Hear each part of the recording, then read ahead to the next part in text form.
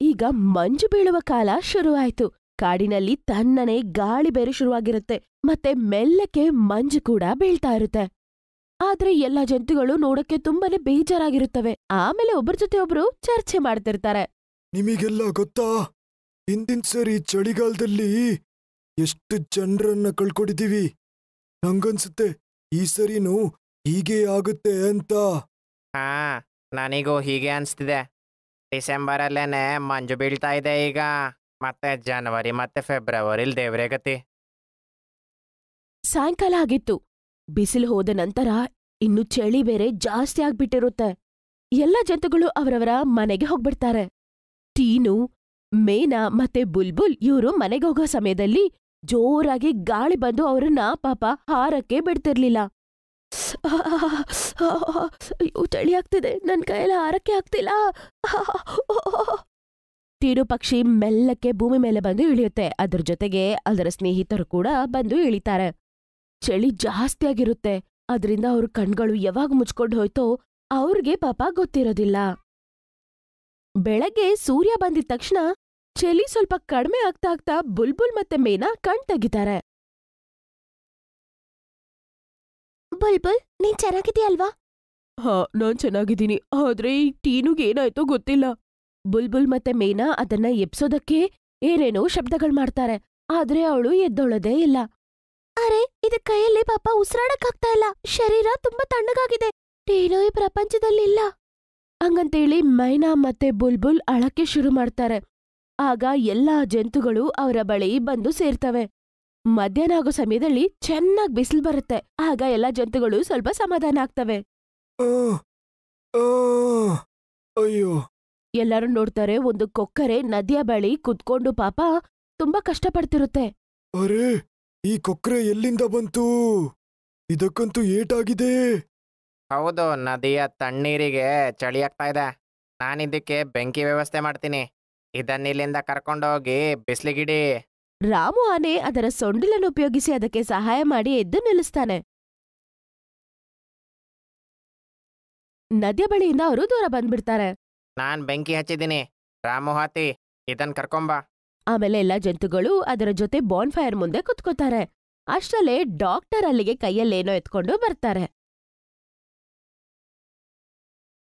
ಈ ಔಷಧಿಯನ್ನ ಹಾಕೋ ನೀನು, ಎಲ್ಲ ಸರಿ ಆಗೋಗುತ್ತೆ. ಆಮೇಲೆ ಔಷಧಿಯನ್ನು ಅದರ ರೆಕ್ಕೆ ಮೇಲೆ ಹಾಕ್ತಾರೆ ಡಾಕ್ಟರ್. ಆಮೇಲೆ ಎಲ್ಲರೂ ಅದನ್ನ ತುಂಬಾ ಚೆನ್ನಾಗಿ ನೋಡ್ಕೋತಾರೆ. ಸಾಯಂಕಾಲ ಆಗ್ತಾ ಆಗ್ತಾ ಮತ್ತೆ ಪಾಪ ಅವ್ರಿಗೆ ತುಂಬಾನೇ ಚಳಿ ಆಗ್ಬಿಡುತ್ತೆ. ಅಯ್ಯೋ ದೇವ್ರೇ, ಎಷ್ಟು ಚಳಿ ಆಗ್ತಾ ಇದೆ. ನನಗೆ ಅನ್ಸ್ತಾ ಇದೆ ಕೈಕಾಲು ಗಟ್ಟಿಯಾಗೋಗಿದೆ ಅಂತ. ನನ್ನಿಂದಾಗಿ ನೀವು ಇಲ್ಲಿರ್ಬೇಡಿ.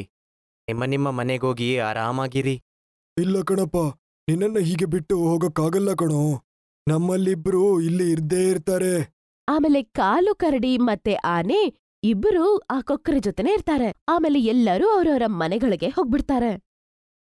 ಮಾರನೇ ದಿನ ಮತ್ತೆ ಮಂಜು ಬೀಳಕ್ಕೆ ಶುರು ಆಗುತ್ತೆ. ಮಿಂಕಿ ಗೋರಯ್ಯನ ಮಕ್ಕಳಿಬ್ಬರು ಪಾಪ ಚಳಿಯಿಂದ ಸತ್ತೋಗ್ಬಿಟ್ಟಿರ್ತವೆ. ಮತ್ತೆ ಅದರ ಮುಂದೆ ಅಮ್ಮ ಕುತ್ಕೊಂಡು ಪಾಪ ಅಳ್ತಾ ಇರುತ್ತೆ. ಅಯ್ಯೋ ದೇವ್ರೆ, ನಾನೇ ಬರಹ, ಎಷ್ಟು ಚಂಡಾಲವಾಗಿದೆ. ನನ್ನ ಮಕ್ಕಳು ನನ್ನ ಮುಂದೆ ಸಾಯೋದ್ ನೋಡ್ಬೇಕಾಯ್ತಲ್ವಾ? ಅಯ್ಯೋ ದೇವ್ರೆ, ನನಗೆ ಈ ಚಳಿಯನ್ನು ತಡ್ಕೊಳ್ಳೋ ಶಕ್ತಿ ನಮಗೆ ಕೊಡು. ಇಲ್ಲ ಅಂದ್ರೆ ಈ ಚಳಿನಾದ್ರೂ ಕಮ್ಮಿ ಮಾಡಪ್ಪ. ಅಯ್ಯೋ. ಕೊಕ್ಕರೆ ಎಲ್ಲಾ ಜಂತುಗಳನ್ನ ನೋಡಿ ಪಾಪ ಅದು ತುಂಬಾನೇ ಬೇಜಾರಾಗತ್ತೆ. ಆದ್ರೆ ಅದ್ರ ಕೈಯಲ್ಲಿ ಏನ್ ಮಾಡಕ್ಕಾಗತ್ತೆ? ಮಂಜು ಬೇರೆ ತುಂಬಾ ಜಾಸ್ತಿ ಬೀಳ್ತಿರುತ್ತೆ. ಬೆಳಗಾಯ್ತು, ರಾತ್ರಿ ಆಯ್ತು, ಆದ್ರೂ ಈ ಮಂಜು ಬೀಳೋದ್ ಮಾತ್ರ ನಿಲ್ತಾ ಇಲ್ಲ. ಹಗಲು ರಾತ್ರಿ ಅಂತ ಈ ಮಂಜು ಬೀಳ್ತಾನೆ ಇರತ್ತೆ. ಅದು ಮಾತ್ರ ಅಲ್ದೇ ಚಳಿ ಜಾಸ್ತಿ ಆಗ್ತಿರುತ್ತೆ. ಪಕ್ಷಿಗಳ ಜೊತೆಗೆ ಕಾಡಿನ ಜಂತುಗಳು ಕೂಡ ಸಾಯ್ತಾ ಇರ್ತವೆ. ಆ ಕಾಡಲ್ಲಿದ್ದ 2 ಮೊಳ ಮತ್ತೆ ಒಂದು ಜಿಂಕೆ ಸತ್ತೋಗ್ಬಿಡುತ್ತೆ. ಅದನ್ನ ನೋಡಿ ಎಲ್ಲ ಜಂತುಗಳು ತುಂಬಾ ಬೇಜಾರಾಗ್ತವೆ. ನೀವು ನನ್ನನ್ನ ಚೆನ್ನಾಗಿ ನೋಡ್ಕೊಂಡಿದ್ದೀರಾ, ಮತ್ತೆ ಒಳ್ಳೆದ್ರಲ್ಲಿ ನೋಡ್ಕೊಂಡಿದ್ದೀರಾ. ಆದ್ರೆ ನನ್ನಿಂದ ನಿಮಗೇನು ಮಾಡಕ್ಕಾಗ್ತಿಲ್ವೇ? ನನಗ್ ತುಂಬಾ ಬೇಜಾರಾಗ್ತಾ ಇದೆ. ಎಲ್ಲ ಜಂತುಗಳು ಅದನ್ನ ಒಂಥರ ವಿಚಿತ್ರವಾಗಿ ನೋಡ್ತವೆ. ಮತ್ತೆ ಆನೆ ಅಂತಾನೆ, ಅರೆ ಕೊಕ್ರೆ, ನೀನು ಟೆನ್ಷನ್ ಮಾಡ್ಬೇಡ ಕಣೋ. ಇದೆಲ್ಲ ಪ್ರಕೃತಿಯಲ್ಲಾಗ್ತಾ ಇರೋದು. ಇದ್ರಿಂದ ನಾವೇನು ಮಾಡಕ್ಕಾಗಲ್ಲ. ನನಗೆ ಗೊತ್ತು, ಆದ್ರೂ ತುಂಬಾ ಬೇಜಾರಾಗ್ತಾ ಇದೆ. ಈ ಚಳಿಯಿಂದ ಉಳಿಯೋಕೆ ಏನಾದ್ರೂ ಪ್ಲಾನ್ ಇದ್ದೇ ಇರುತ್ತೆ. ಸಾಯಂಕಾಲ ಆಗ್ತಾ ಆಗ್ತಾ ಮತ್ತೆ ಆ ಮಂಜಿನ ಜೊತೆಗೆ ಚಳಿ ಕೂಡ ಇನ್ನೂ ಹೆಚ್ಚಾಗ್ತಾನೆ ಇರ್ತವೆ. ಜಂತುಗಳು ಮತ್ತೆ ಪಕ್ಷಿಗಳು ತುಂಬಾನೇ ಬೇಜಾರಾಗಿರುತ್ತವೆ. ಮತ್ತೆ ಜಂತುಗಳು ಸಾಯ್ಬೇಕು ಅನ್ನೋ ಚಿಂತೆ ಅವ್ರೊಳಗಡೆ. ಇನ್ನು ಎಷ್ಟು ದಿನ ಈ ಮಂಜನ್ನು ತಡ್ಕೋಬೇಕು, ಇನ್ನು ಎಷ್ಟು ದಿನ ಹೀಗ್ ಕಷ್ಟ ಅಂತ ಯೋಚನೆ ಮಾಡೋ ಸಮಯದಲ್ಲಿ ಅವರು ಒಂದು ದೇವತೆಯನ್ನು ನೋಡ್ತಾರೆ. ಅರೆ ಅಲ್ ನೋಡ್ರು, ಯಾವ್ದೇ ದೇವತೆ ಅಂತ ಕಾಣ್ತಾಳೆ. ಏನೋ ಮಾಡೋದು? ಏನ್ ಹೇಳ್ದಿ? ದೇವ್ತೇನಾ? ಆಕಾಶದಲ್ಲಿ ಆ ದೇವತೆ ಬರ್ತಿರೋದನ್ನ ನೋಡಿ ಕೊಕ್ಕರೆ ಕೂಡ ಸಂತೋಷದಿಂದ ಕುಣಿಯುತ್ತೆ. ಅರೇ ನೀಲಿ ದೇವ್ತೆ, ನೀನ್ ಆರಾಮಾಗಿದ್ಯಾ? ಅರೆ ನನ್ನ ಮುದ್ದು ಕೊಕ್ಕರೆ. ಕೊಕ್ಕರೆಯನ್ನು ನೋಡಿದ ತಕ್ಷಣ ದೇವತೆ ಕೆಳಗಡೆ ಬರ್ತಾಳೆ ಮತ್ತೆ ಸಂತೋಷ ಪಡ್ತಾಳೆ. ದೇವತೆ, ನೀನ್ ಆರಾಮಾಗಿದ್ಯಾ?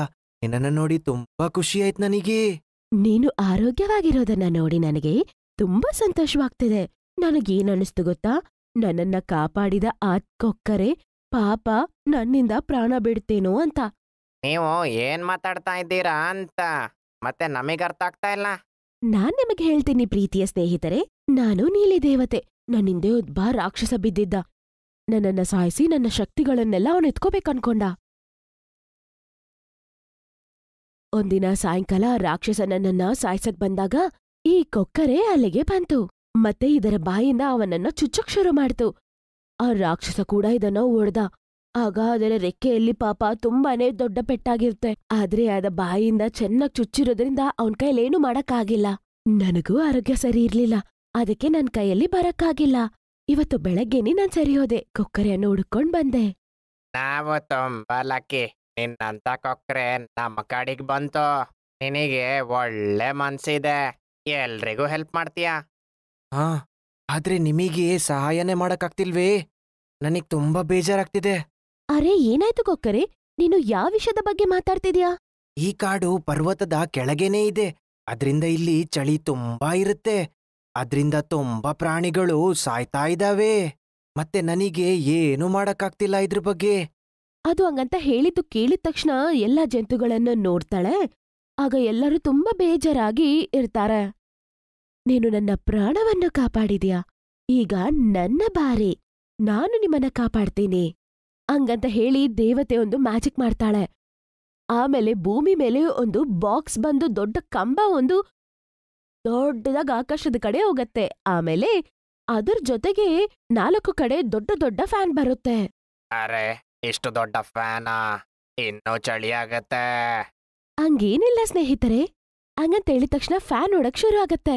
ಮತ್ತೆ ಆ ಫ್ಯಾನ್ಗಳಿಂದ ಬಿಸಿ ಗಾಳಿ ಬರಕ್ ಶುರು ಆಗತ್ತೆ. ಅರೆ ವಾ. ಮತ್ತೆ ಸ್ವಲ್ಪ ಸ್ವಲ್ಪ ಕಾಡು ಪೂರ್ತಿ ಬಿಸಿ ಗಾಳಿ ಸೇರ್ಕೊಳ್ಳುತ್ತೆ.